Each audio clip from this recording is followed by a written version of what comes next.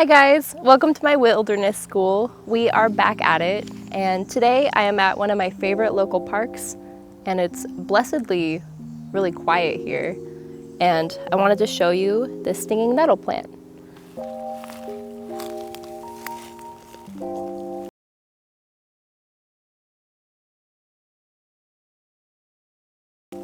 So I don't know if you can see this, but this is a very stingy boy, and it has little flowers this time of year. It's early July, so they have all these little flower bracts and they're going to turn into seeds soon, which are edible.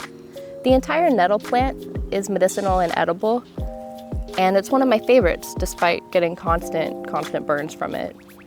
The leaves are used for food and for diuretic purposes, which means that it makes you pee.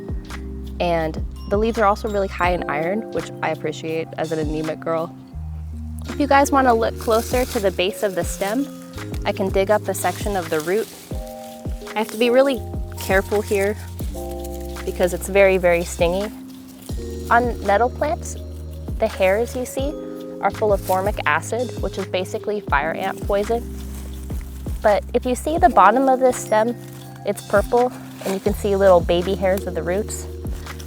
I'm just uncovering some of the root. The root is actually a major hormone tonic. It's especially helpful for men.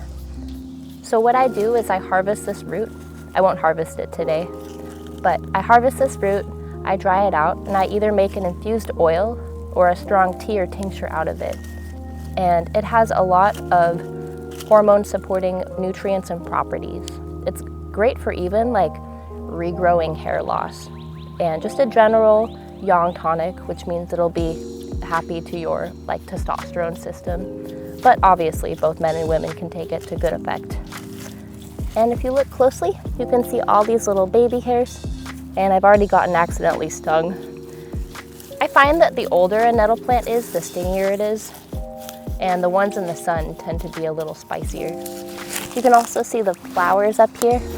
They come in little sets of 4, and you can notice that the leaves, which I'm holding super carefully, the leaves are coming in alternate pairs, or pardon me, parallel pairs.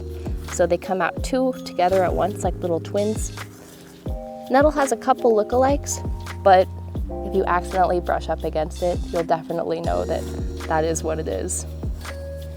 Right next door to this wonderful edible nettle plant is actually one of the deadliest poisons in our Pacific Northwest woods.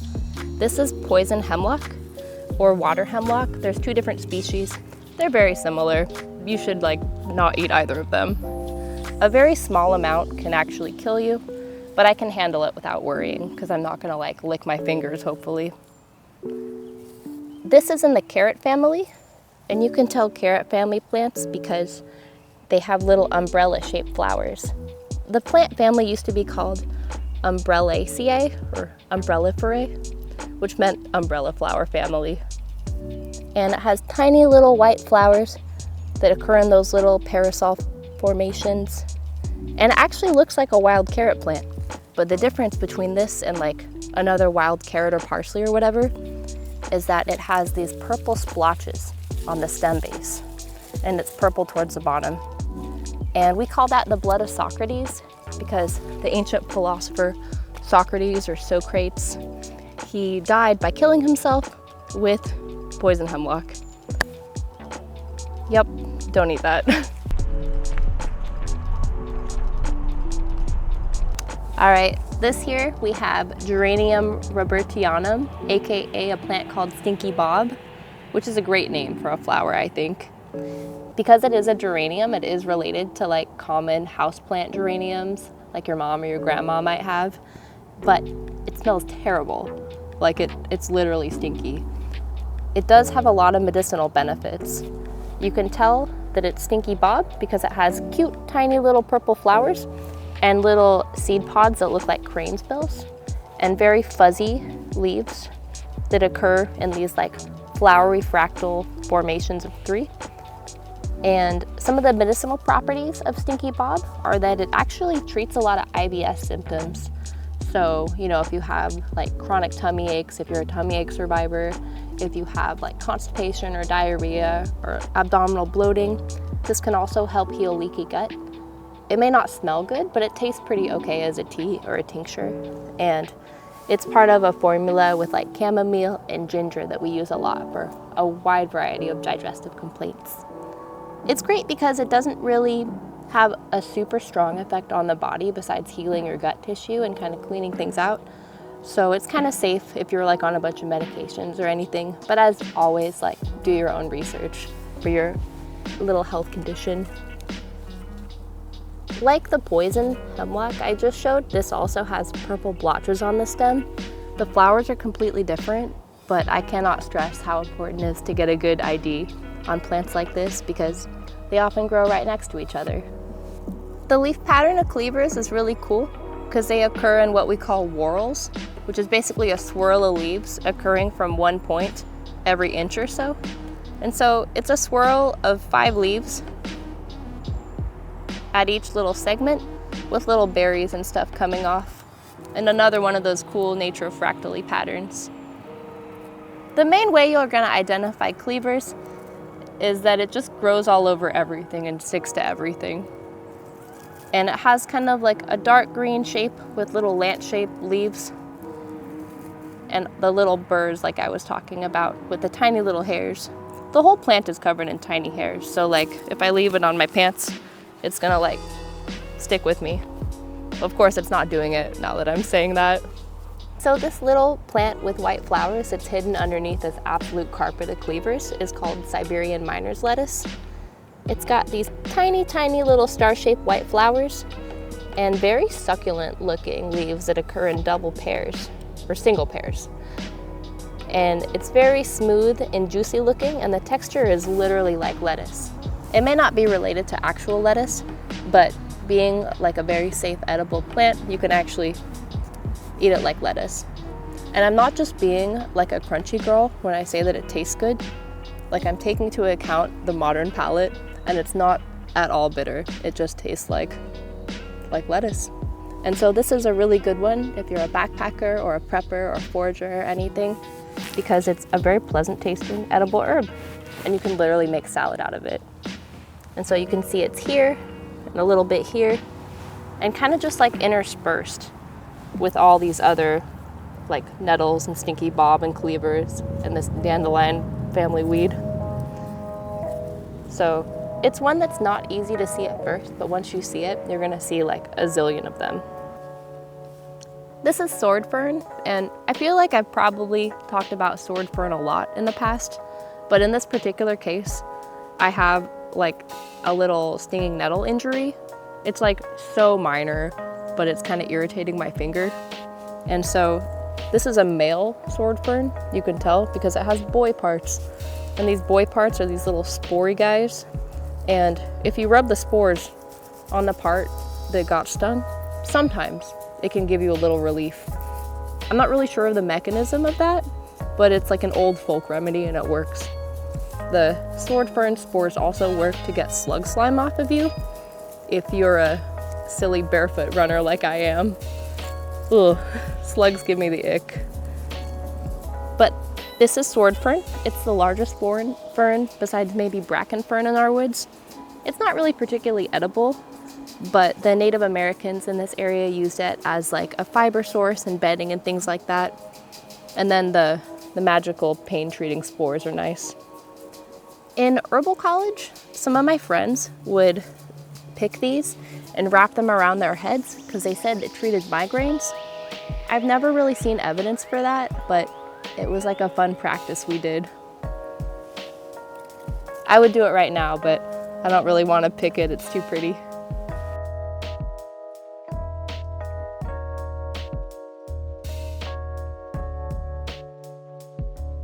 I finally found a salmonberry. The salmonberry plants have been all over this trail, but all the salmonberries have been eaten by people or birds. It's this little orange jewel. It looks like an orange raspberry, and being in the rose family, it's actually closely related to raspberries. They're both in the genus called Rubus. And this is what it looks like. Something that I learned the hard way was to always check the inside of salmon berries, because sometimes the older ones harbor centipedes, and I don't want to eat centipedes. I'm a little like prissy or bougie like that. Here I have a very scary tall plant called Devil's Club. Its Latin name is Oplopanix horridum, for horrible. And it's one of my favorite herbs around here because it's actually basically our Pacific Northwest version of ginseng. Ginseng is maybe one of the most famous herbs in the world. It's like a longevity tonic, it helps your general energy, and it's very healing to your hormonal system. Devil's Club has a lot of those same properties, but it's special because it's kind of like the swampy brother of ginseng. And Devil's Club grows all the way from like Alaska down to Northern California, but it's becoming a little endangered from like habitat loss and overharvesting. The medicinal parts of Devil's Club are not the stem or the pokey leaves, but it's the root. And it's very hard to harvest, so I'm not going to do it today. But you basically, with gloves, harvest like the surface level roots and use the outer root bark as a medicine. If you look closely at Devil's Club leaves, they have a lot of little prickles on them, like thorns, and those are full of a mild toxin that can cause infections. One time I fell in a Devil's Club patch and I had like an infection on my finger for a week and it sucked. If you can see past there, there's little red berries on the Devil's Club. They're not poisonous, but they're also not edible. But because it's a cousin of ginseng, it has that look of ginseng berries.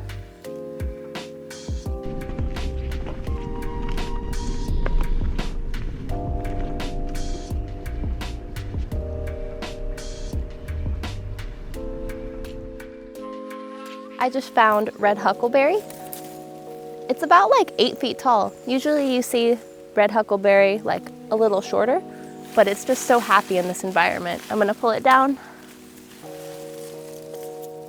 Now, a lot of people, rightfully, are a little nervous about eating red berries, especially pretty, shiny, round red berries like this, because they kind of look like yew berries, which are deadly poisonous. But I can assure you, these are 100% edible. They are related to blue huckleberries, and they're in the heather family, so they like acid-loving soil, which we see a lot of next to the Hood Canal. These red huckleberries are great in pies, but I like to combine them with like sweeter fruit like apples or blackberries. As you can see, the leaves are in an alternate pattern, and they're kind of dull. They're glabrous, we call it, I think the word is glaucous, which means not shiny. Kind of like a matte finish to the leaves, but the berries are shiny. And they have these little circles with like a little star in the middle. That's very common in the heather family. And these are so good. I could literally eat a pound of these. So you see these delicious edible red huckleberries that you can eat all day. But right behind us is a very similar look-alike that is very poisonous. This is red elderberry.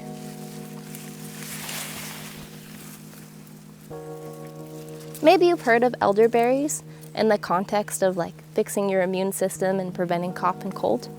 Those elderberries that we talk about are blue or black elderberries, pardon me. Those are blue elderberries. These red elderberries have high amounts of cyanogenic glycosides in them, and they are not good to eat. Technically, in Scandinavia, they make like a jelly out of the outside, just the flesh, but that's really hard to process. So it's easier to just tell people, don't eat these. They're not the kind of poison that'll kill you, but they could make you quite violently ill and throw up a lot. The difference between these and those are the leaves primarily. These are going to be smaller berries with giant leaves that have little serrated knife edges. Whereas with the red huckleberries, those are tiny alternate leaves. This big ass weird looking plant is called skunk cabbage. It's named skunk cabbage because when its flowers are in bloom, they're very stinky like a skunk. They've already done their bloom right now, so now they look like a cursed space weed.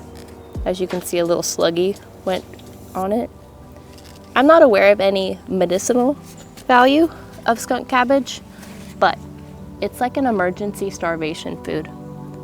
What you'll want to do, if for some reason you're in this situation, is take the leaves and cook them very well, because like rhubarb or spinach, but mostly rhubarb, it has a poison called oxalic acid that's deactivated with heat.